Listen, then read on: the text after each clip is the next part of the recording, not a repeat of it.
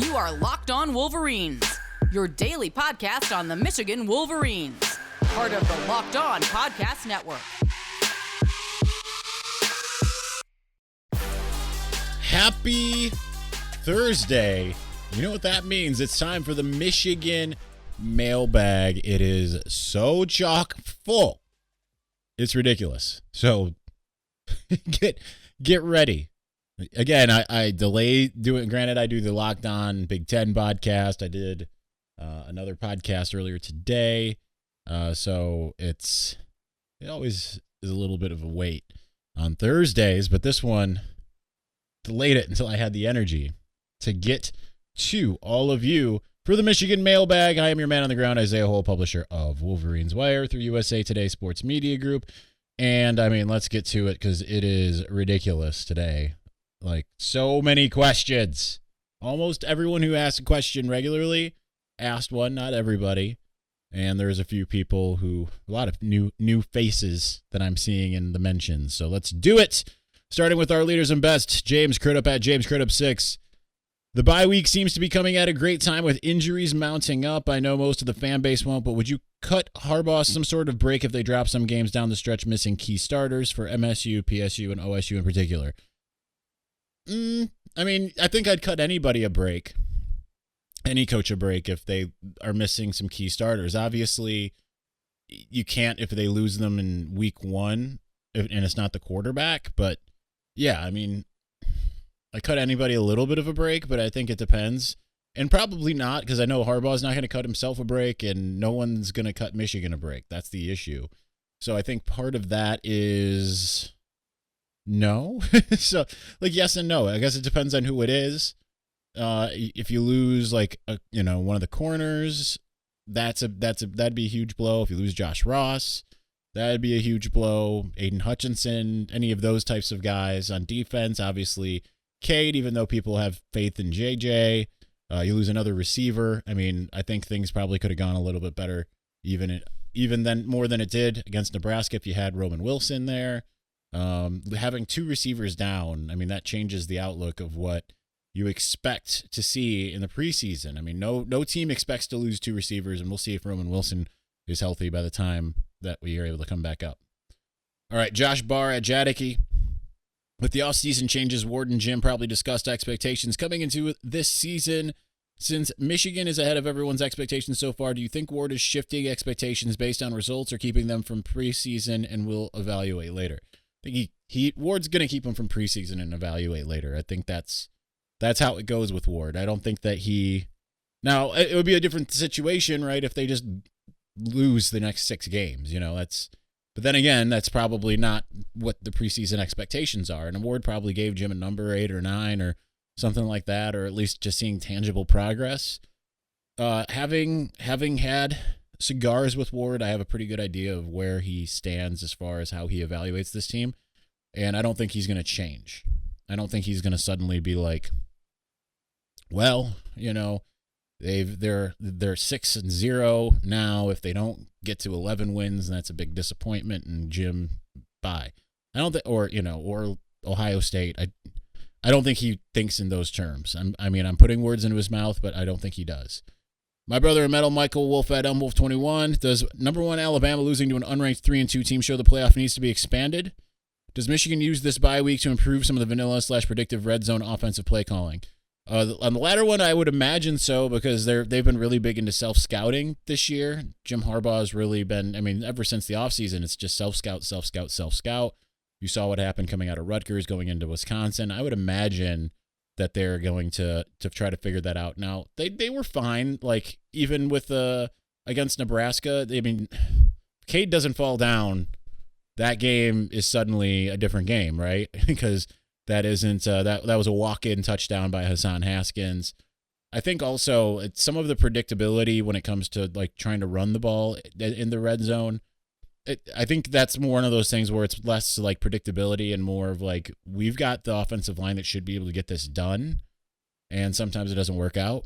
I'd like to see them, incorporate more things. But that's what I liked about the touchdown that didn't happen, because it was finally, they weren't just doing a dive, As far as the Alabama and the playoff being needing to be expanded, we'll see how the season plays out, because if it's like, Alabama goes on to win the SEC, Georgia's only loss is against Alabama, Oklahoma's undefeated, and let's just say hypothetically, like, Michigan loses to Ohio State, but that's their only loss, and, they don't play in the championship game. Of course, Michigan's going to be the one that's out probably, but then it's just like, how fair is that? Alabama lost to an unranked team, Michigan loses to Ohio State. Like, we'll see.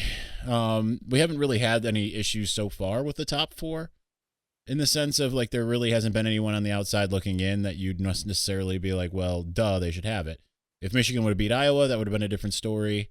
In 2016, didn't happen that way, but we'll see. There's yet to be a situation where it hasn't been obvious. And we'll see with the college football playoff rankings when those come out. Because obviously, what if it's, Ohio State and Iowa's only losses to Ohio State as well? What if it's Michigan's only losses to Ohio State, Iowa's only losses to Ohio State, and it's close all across the board? I mean, that'd just be crazy. Jimmy Whitner at Jimmy Whitner 1. Do you think Ronnie Bell returns next year? I'll answer these in order here, but I would put money on it. Yes, I can't imagine that he's gonna go see what's up in the league yet. I feel like he probably wants another year with Michigan. Number 2, since we have a bye week, what games are you looking forward to this week? I know I got that similar question, so I'll answer some of them here. I don't remember all of them offhand. Wisconsin Army has me intrigued. I just want to see if Wisconsin's run defense, what it does against the triple option and a team that is intent on running constantly and not passing the ball. And Michigan State, Indiana. That will tell us a lot of what we need to know about Michigan State, especially if Indiana can start finding some progress in throwing the football. I'll keep you with those. We'll go back to when we get that question again. I think I get that question again. I'll go back to the well, but those are the Big Ten games I'm looking forward to the most. Number 3, do you think Haskins and Corum both rush for 1,000 yards this year? I don't know where they stand right now. I'll have to look here in a second. Isaiah, what are your top 3 suggestions for out-of-town people to eat on game day? It always is Frito Betito's downtown. That's always number 1. If you're looking for like burger type fare, I think Pretzel Bell is pretty awesome. That would probably be number 2. That's just like kind of typical bar type fare, but a little bit more upscale. And 3rd, oh man, so hard. I'm trying to think of what I normally order because I haven't been getting DoorDash to as much as I had been. I'll go with BTB Burrito. That's been my go-to for some, it's been 15 years now.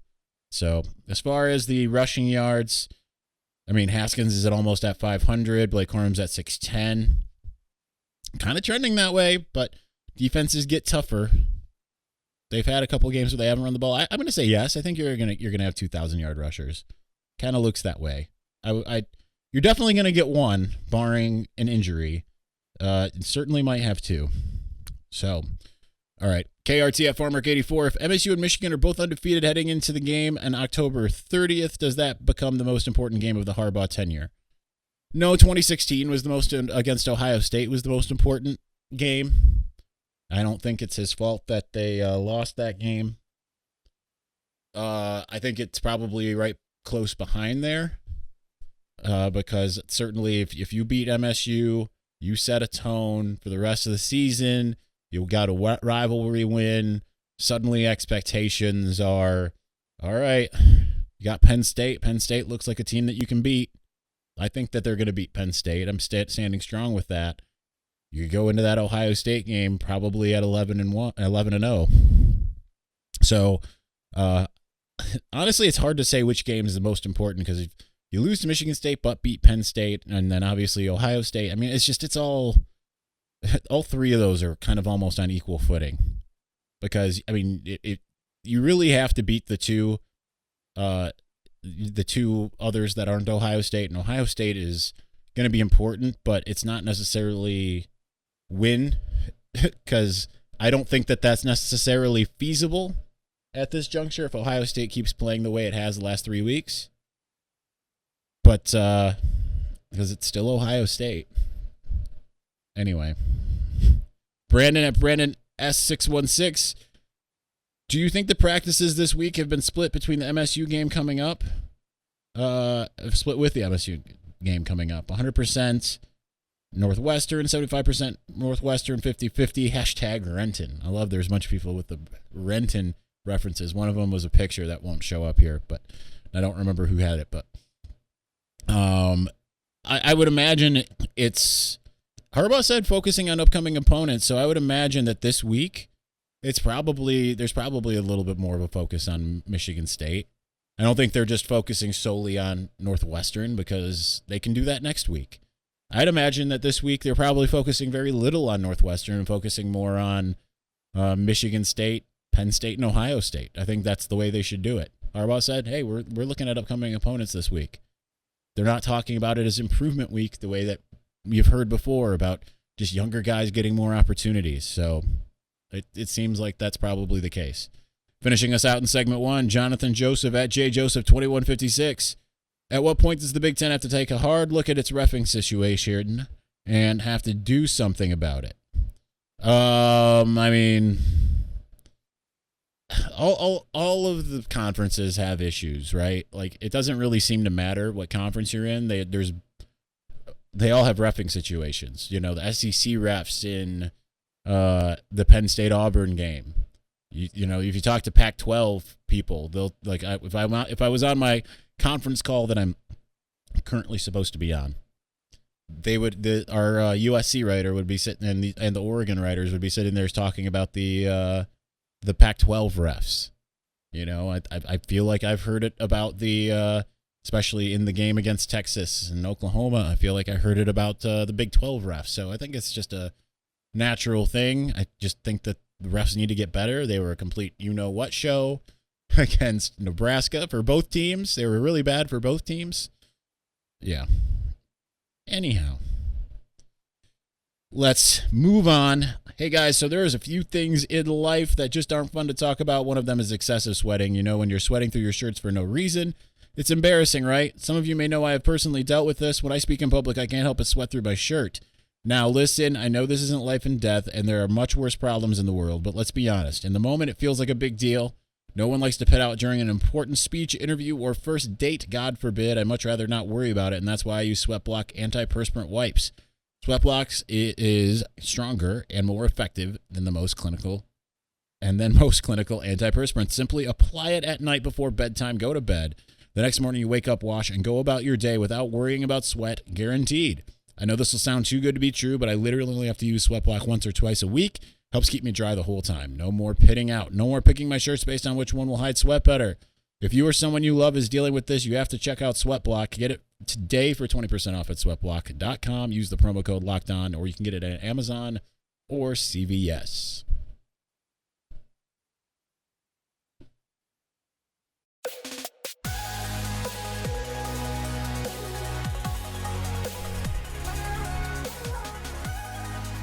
So many questions all the time in the world, though I'm very sleepy. I get questions about how sleepy I am here, which is fun for me, actually. I do want to give a shout out to sponsor Home Field Apparel, the good brand. Got a bunch of shirts coming. Went and bought, I think, 6 shirts from Home Field. Just remember, homefieldapparel.com, promo code LOCKEDONWolverines. None of them are Michigan shirts, by the way. I've got a shirt. This is how good Home Field is. I ordered a Georgia shirt. How many of you have heard me talk smack about Georgia? Got a Georgia shirt coming. Bunch of SEC shirts. Georgia, Florida, LSU. Almost pulled the trigger on Alabama. I got a Miami shirt coming. I got a Oklahoma State shirt coming.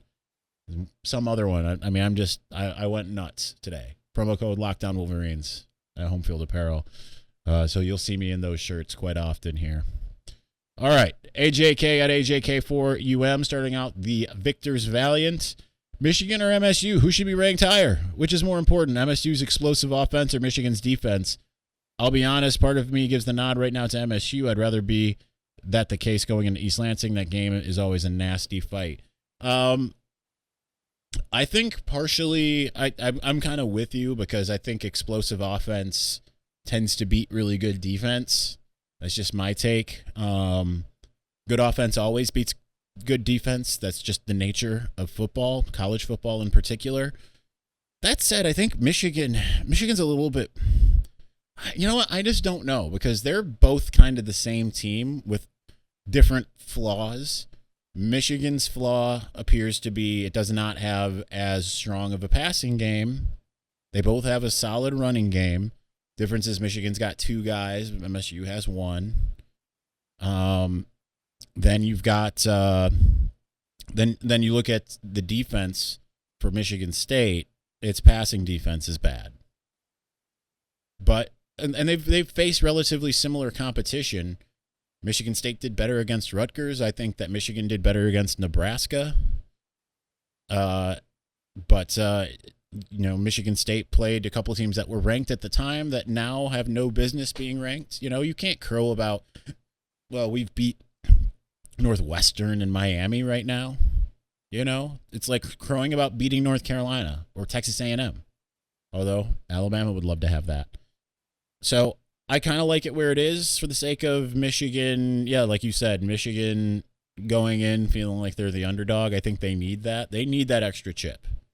They do this year, of all years. Last year, they were certainly too overconfident. I don't care what any of them say. They went in thinking MSU was just going to lay down, being like 20-something point favorites. Furkinator at Furkinator1 seems to be a third quarter lull more often than not this season. Could this be the lack of halftime adjustments or just coming out of the locker room cold? Can't stall on offense after the break as the competition starts to ramp up. Now, I think that the offense didn't really take that much of a break against Nebraska. The defense did. And I think they were caught by surprise with some of the things that Nebraska was doing, certainly. Certainly there wasn't a third quarter lull against Wisconsin. They really piled on in the fourth, but certainly wasn't one of those. Really, it was just kind of the Rutgers game, and I'd have to look at all the box scores.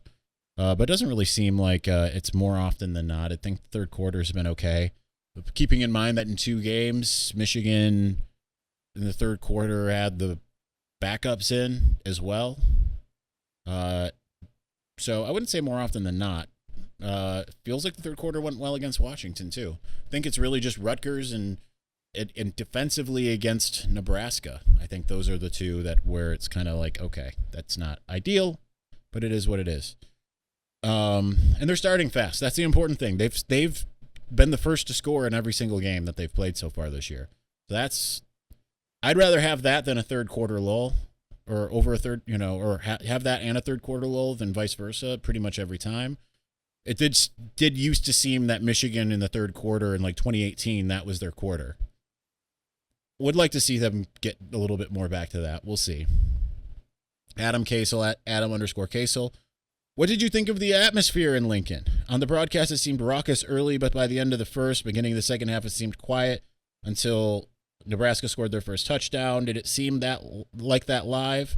How's thunderstruck in person between the third and fourth quarters? I thought it was pretty awesome all the way through. Yeah, they were a little quieter, but I didn't think they were much quieter. I thought they were pretty. It was different than Camp Randall. Camp Randall was like very quiet, in my opinion, pretty much from the start of the game.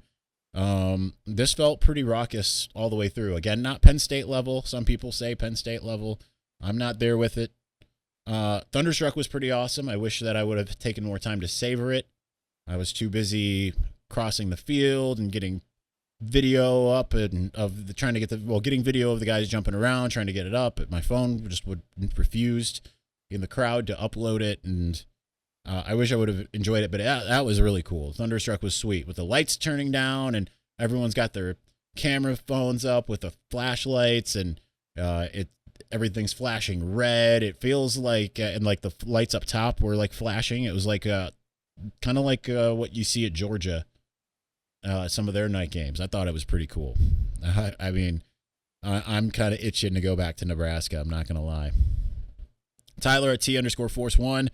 I'll be in town for the Northwestern game, traveling from Massachusetts and not heading home until Monday because flights are cheaper. LOL, any recommendations for post-game and Sunday?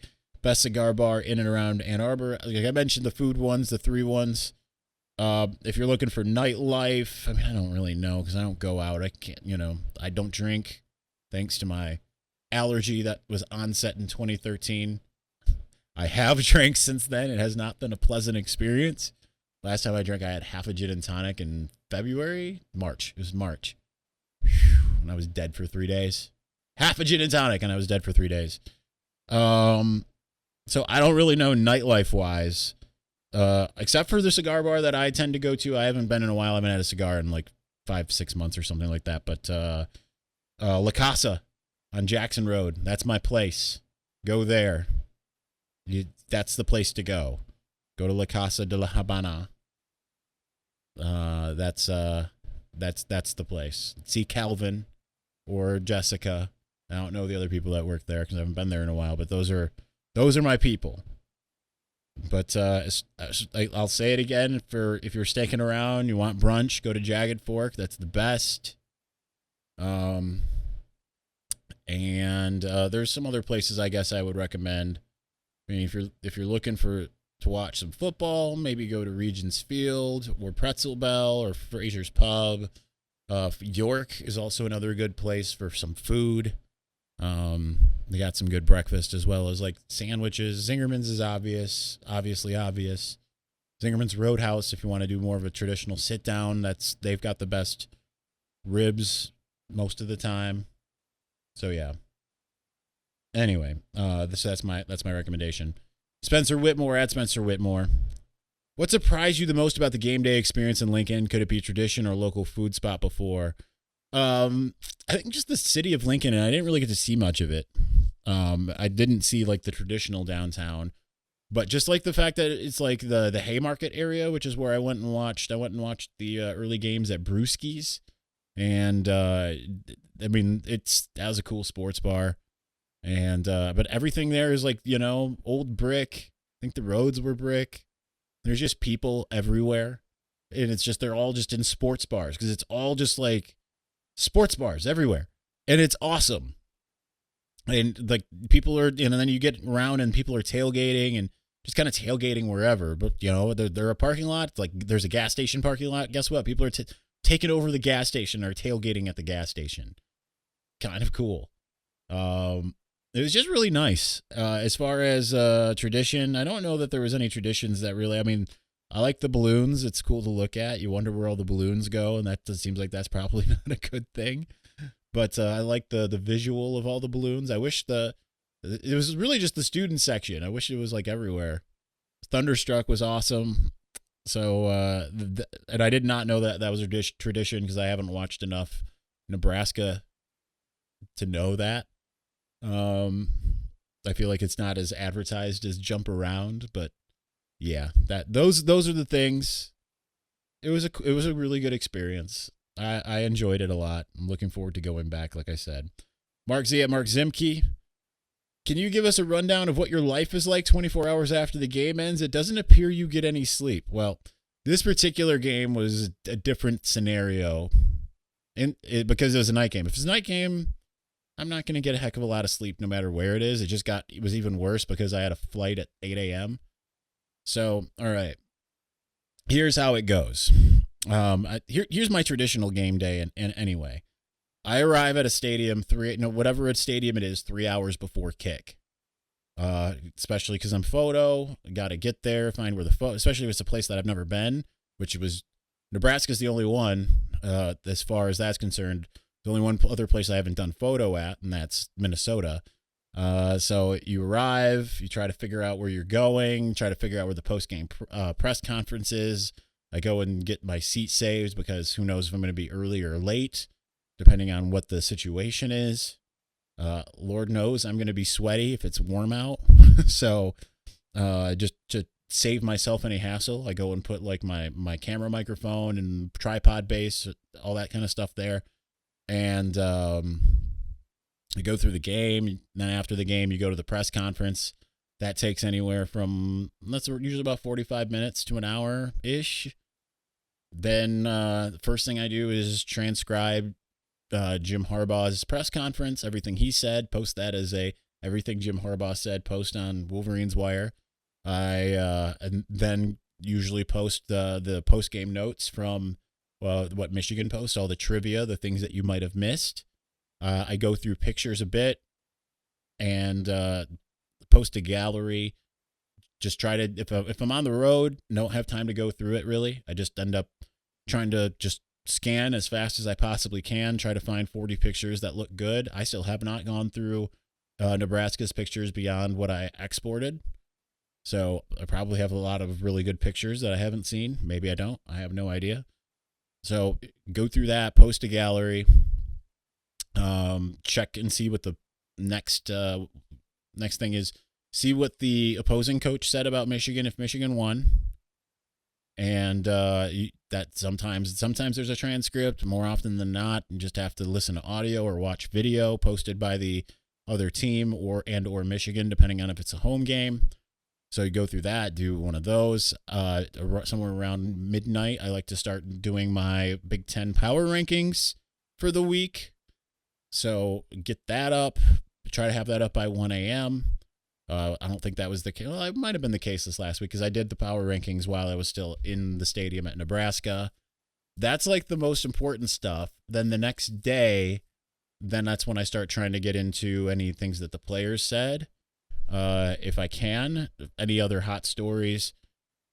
If it's a night game, like after the Washington game, I did not sleep.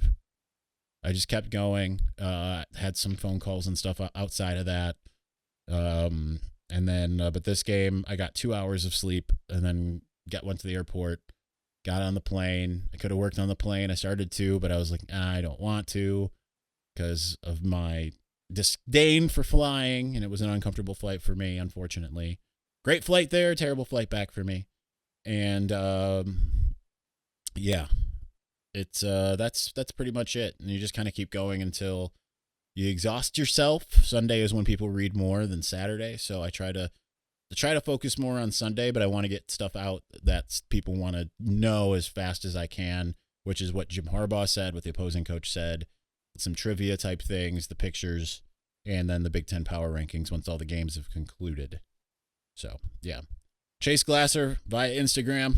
Against Power 5 competition, Cade averages 165 yards and 0.5 touchdowns a game at 56% completion percentage. Is that enough to beat MSU, PSU, and be respectable against OSU?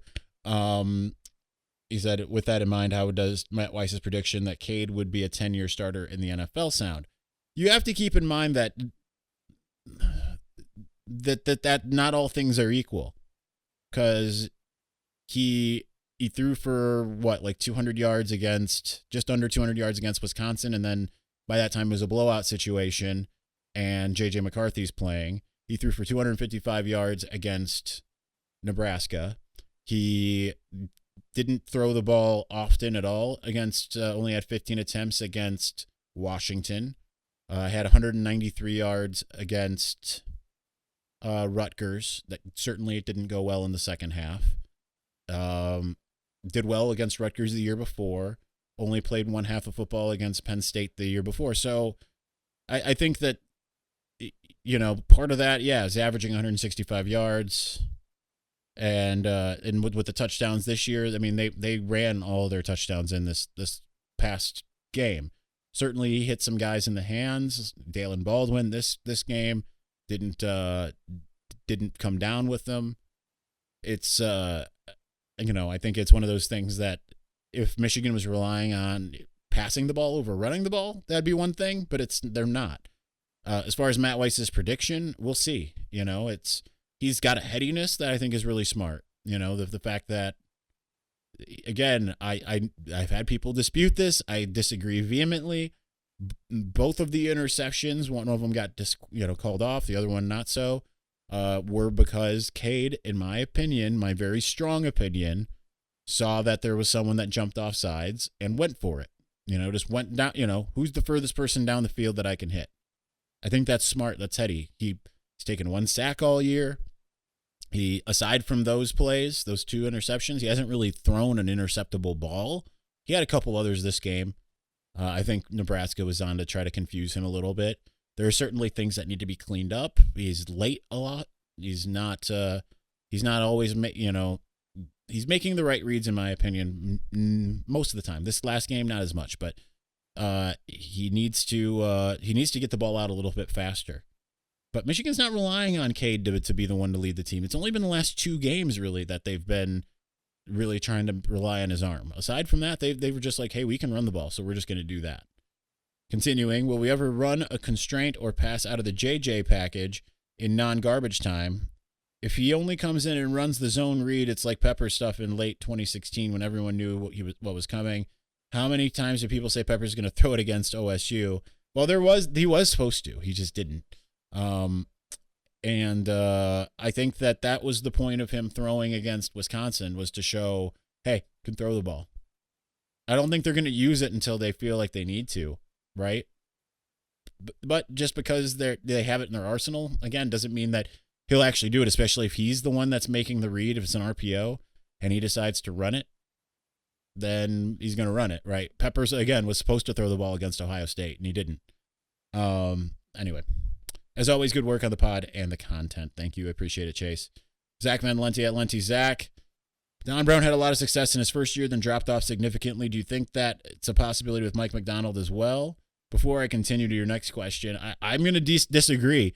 Don Brown had a lot of success in his first year, his second year, and his third year, and was pretty good in his fourth.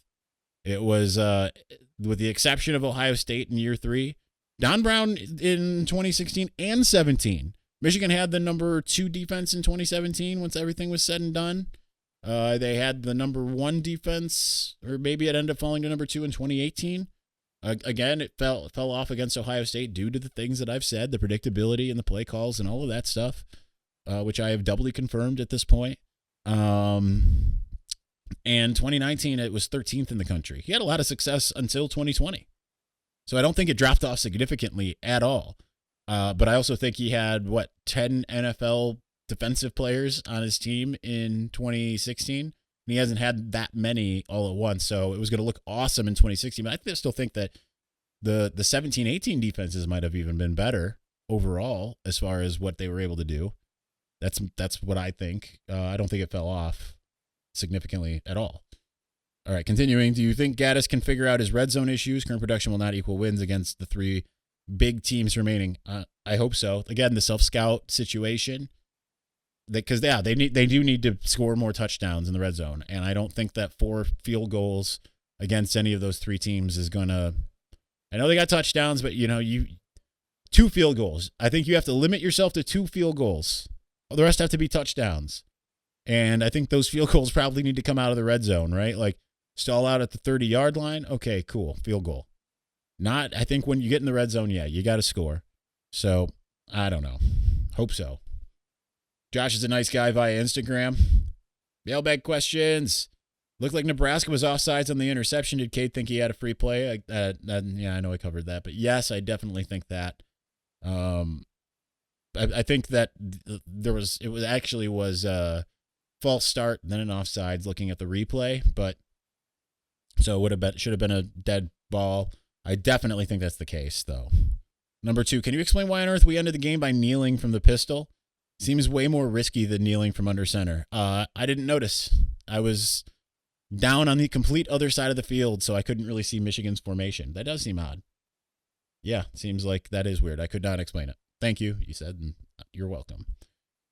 Rob Anto at RobAnto1. Why is there such a negative tone from the media, not you, with Michigan? We survived a meltdown and avoided disaster beating Nebraska, but MSU was resilient and found a way. One journalist went as far as to compare us to a Rich Rod team. Boy, I haven't seen any of that, but that doesn't surprise me. It's just it's the narrative set with Michigan. Michigan underachieves. MSU's the plucky underdog, no matter what. Even if MSU's supposed to win against Nebraska by like 20, and I don't think that's what it was. It was probably like 5. MSU's the plucky underdog, and Michigan is supposed to be the powerhouse and whatever. And I think it is funny that if that's what people are saying, considering that Michigan, those same people are probably saying Michigan's 7-5, right? And now they're 6-0, and they're still probably like, well, there's got to be a way to spin this negatively. I don't know. I mean, we'll find out in the second half, but it is weird if that is what the media is saying. Like I said, I haven't seen it, but I'm not necessarily looking. I don't live on Twitter. I avoid it as much as I possibly can. So I don't know, but that does sound about right. And the national media still is reticent to give Michigan much credit from what I've seen. And I do think Michigan did survive, right? Like, I don't think that's anything wrong, but I also think that they found a way to win. Michigan found a way to win, and Nebraska had a costly mistake. And all of these things are true at once, right? Because Nebraska having a crucial, costly mistake is something it always does, this year at least. And Michigan finding a way to win is not something that always happens. And, it's... because the only media I really look at is and as far as headlines and stuff I see is like the Wolverine and stuff like that. And I'm sure that that's not what they're saying, but maybe I'm wrong. Zach at Zach Woodruff 3. How are you doing? Thanks for all the new content and ways to view/interact. I am doing good. Well, this one would say I'm just tired, very tired. Needed the bye week. I'll tell you this, not looking forward to basketball media days, not because I'm not looking forward to basketball things. I am. It's just more of having a 4-hour stretch of not laying around, which I need during the bye week. But I am thankful they are having it during the bye week rather than like on a Monday. Yeah, it is, to add on to the earlier question about what my 24 hours look like. During the season, I don't really get a day off. And today's as close as I've gotten, right? And, I'm doing an hour doing the podcast. I've done 2 other podcasts. I've written a little bit. This is the most day off I've got pretty much all week. And most day off I'll have all week. It's just go, go, go. It's like a whirlwind. And as much as I'm not complaining, that's just what it is. I think, it's fun because it's football, doing something that you love, but it does get tiring. It doesn't not get tiring just because you love it. So it's a lot. Enchanted Pants, at Enchanted Pants. I'm scared to death of MSU. Will 10:30 be a night game? Should we want them to win or lose at Indiana this week? Also, what kind of name is Hull? My last name, Hull, is Norwegian. I was born to a Norwegian, German, and when looking at my ancestry, apparently some British and Russian in there as well. And then I'm black on the other side from Congo, Nigeria, and Mali, I believe. Lots of things. There's like 15 things in my ancestry. It's hard to remember them all. I'm with you on MSU, and I don't think it'll be a night game. I have on pretty good authority unless something changes. And I mean, we'll know on Monday, but that it'll be either noon or 3:30. Just based off of some very limited but good intel I got. But it could change. I'll share it with you once we know when it is, why I think this, and you can go with it from there. But I think you want Michigan State to beat Indiana,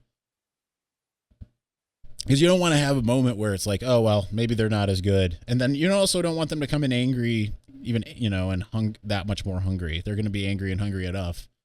You want Michigan to give them their first loss, because it seems like when Michigan's beat Michigan State, it hasn't been that Michigan's beat like a really, really good Michigan State team, right? And usually when Michigan State's beat Michigan, it hasn't beaten a really good Michigan team.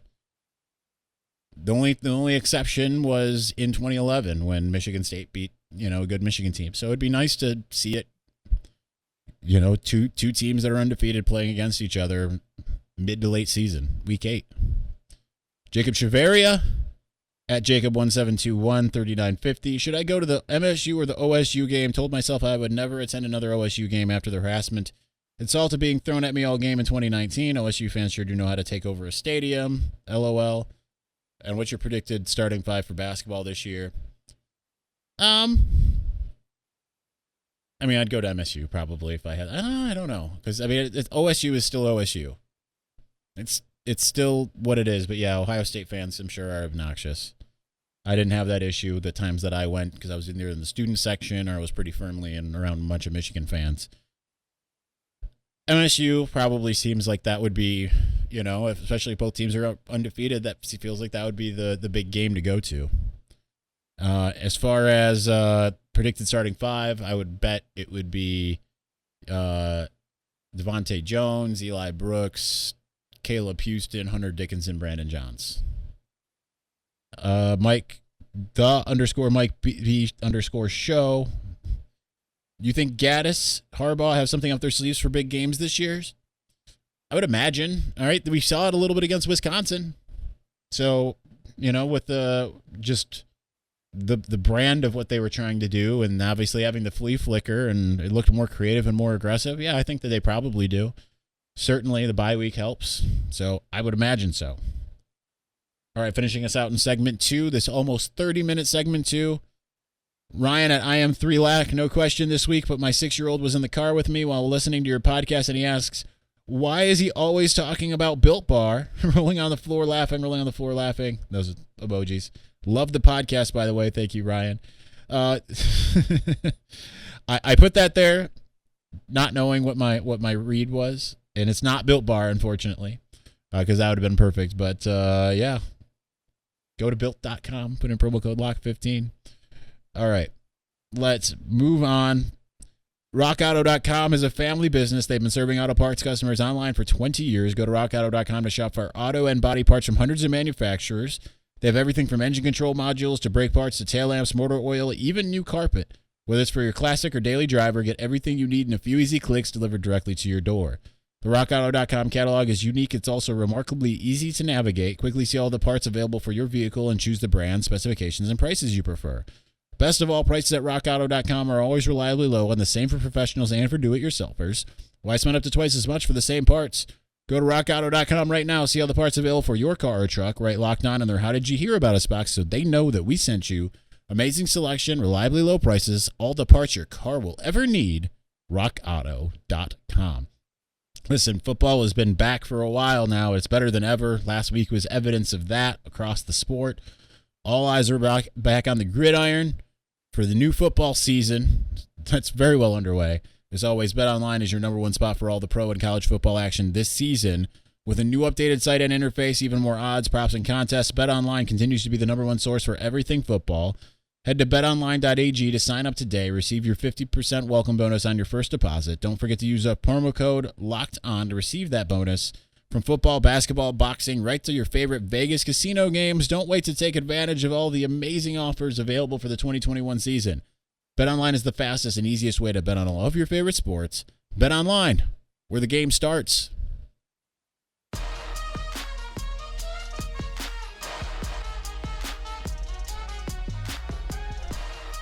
All right, so many more questions left. This is the most ever. There's like 10, 11, 12. I don't know. I'm not really counting. I'm just kind of scrolling. Let's start with Rich Nelson at Rich Nelson 1. Hey, Isaiah, hoping to get my first question for the mailbag in. Have you been seeing how Xavier Worthy is tearing it up at Texas? Too soon, man. Too soon. 24 catches for 546 yards and 6 touchdowns for an average of more than 21 yards per catch. If Michigan had Xavier Worthy on the roster, how would that change your thoughts about our chances versus Ohio State and potential for an 11 or 12 win season? It would. I'd feel pretty good if he was on Michigan's roster and playing the same exact way. Ronnie Bell's out. You got Xavier Worthy out there doing exactly what he's doing. I think that chances are I'd feel if Michigan's passing offense was that good, I'd feel a lot differently. Yes, but such is not the case. I think I shared this, maybe I didn't. I shared it on Twitter. I still think it was funny. Sitting at Brewski's, I'm next to a Texas fan, and then he's sitting next to a Michigan fan. And Texas fan, after Xavier Worthy makes a play, he's like, yeah, see that kid? He signed with us kind of late. He's a true freshman. He's been making plays like that. And the Michigan fan either doesn't follow recruiting or was just being polite. And he's like, oh, man, that's cool. That's really cool, man. Oh, you have no idea. Dude wearing a number 10 Michigan jersey. Not that that's what he'd be wearing, but Jody Getchie. I hope I'm pronouncing that right. At Jody_Getchie. Will they still keep Ohio State in the top 4 when we beat them? It's a bold prediction on your end. And will Walker still be a Heisman candidate if he rushes for less than 20 yards against us? And was Jet really considering Tennessee? So And someone else asked about Jet. I'll get to that in a moment. But so we'll save that question. That's some bold stuff. Number one, I don't think that Kenneth Walker is going to get less than 20 rushing yards against Michigan. He'll get some yards. You might get 100, might not. That's still going to be a challenge. I think that Michigan's defense will be the biggest challenge. They only got 76 yards rushing against Nebraska. I think Michigan will, Michigan should be able to do a good job against him, but I'm sure they'll also have some stuff in store to try to figure something out as well, knowing that, Michigan's not the only one game planning. It's probably saving up special stuff. As far as, I don't think Ohio State's in the top 4 right now anyway. We'll see where they're at come later. And, I mean, again, I'm not predicting Michigan will beat Ohio State. I'm not going to do it. No offense. Harry Dieters, at Harry Dieters, does JJ get significant playing time early against Northwestern? For example, 10 throws, 4+ drives. I'd like to see him get challenged a little bit more. Agree, disagree. I think it'll be about the same. I don't think they'll break it out necessarily against Northwestern. I think they would, if they were going to start being like, he's going to get a full drive, and he'll get time early. And I don't know about 10 throws. Not early against Northwestern. He'll probably get in against Northwestern and maybe have those same stats, not early necessarily. I think that they'll go with Cade for a while till the game's out of reach, which I think it will be, and then it will go from there. But I don't think it will necessarily be like, all right, JJ, go to town, man. Maybe they will. I don't know. I could be wrong. I think that they would probably save that kind of thing for Michigan State, though. So, Paul H. Larn, at Paul H. Larn, JJ is constantly recruiting. Who's coming from IMG? I don't think there's anyone from IMG. But, he's still constantly recruiting. That's still happening. I don't have anything else to add to that. Daniel at Not a Gas Station. How does the basketball team deal with reports that Coach Howard has paid for meals, housing, vacations, etc. with their latest recruit? For a second, I was like, I haven't heard this. And I realized, oh, yeah, Jet. Yeah, I know. It's just tons of recruiting violations. I heard he's sleeping with his mom. Yeah, that's pretty major. It's pretty major. Good stuff. Leon Adams at L. Adam. Should we be concerned with two teams making second half adjustments against our defense? I love how the defense is playing, but concerned when we play more high-powered offenses. The real excitement will be when we get McDonald's recruits in this defense. As in Mike McDonald's recruits. Against Rutgers, no, against neither am I concerned. Because here's the thing. Against Rutgers, Josh Ross was out. So that was more of the issue. Josh Ross is out. They feel like they can run in the middle of the field suddenly. So I'm more concerned about if keeping Josh Ross healthy so he isn't out for an entire half of football. Against Nebraska, it kind of was what Michigan expected all game from Nebraska, all in just the second half. So I talked to many a person before the game. They all had the same thing to say. Nebraska's going to move the ball because that's what they do. And then they just didn't, right? I mean, they did on the first drive, and then after that, I mean, there was a little bit of groaning in Lincoln for a little bit. So I guess that one person was right there because there was certainly some groaning when they're trying some stuff and Michigan's just shooting into the backfield. But, yeah. So I wouldn't be concerned. Not yet. No, I think I'd be concerned if it happens again, like against Northwestern, or if it happens, obviously, in the Michigan State game, then be concerned. But, no, I wouldn't be concerned based off of what we've seen. Jeremy at Emerson_Jeremy. How concerned are you with the defense busting coverage on the long plays Nebraska had? Again, I'm not concerned because it's the only time we've really seen it all season. Was it concerning in that game? 100%. It's the only time we've seen it happen all year, so I'm not concerned with it, in that sense. So it seemed like some guys just not doing doing the opposite of what they always said, like just focus on your job. Don't worry about trying to do too much. Seemed like guys trying to do too much based off of what I saw, kind of abandoning their posts and such like that. Jeff Koenig at MIKoenig44. How can Gaddis incorporate JJ more in the offense without disrupting Cade's rhythm? Or do you think the amount of snaps for him is how it is set up to is sufficient? I'm not really sure because it's just not really my forte. I I think it's good putting him in for like a play or two and then taking him out instead of just giving him a whole drive. I think that's good. I think it's sufficient, but I don't know if you want to incorporate him more unless you just want to say, hey, we just want to give JJ a full drive and we just want to throw the ball and run zone reads and RPOs and see how that goes. That would be the only other option, I think. I think the way to keep Cade from getting out of rhythm is exactly what you're doing, just putting JJ in kind of sporadically. Craig Johnson at CV Johnson 19. Can you confirm the Lions are tanking so they can take Jake Moody, number 1 overall, the Northville kid? Wouldn't be surprising. And with the number 1 overall pick, the Detroit Lions select Jake Moody, kicker, Michigan.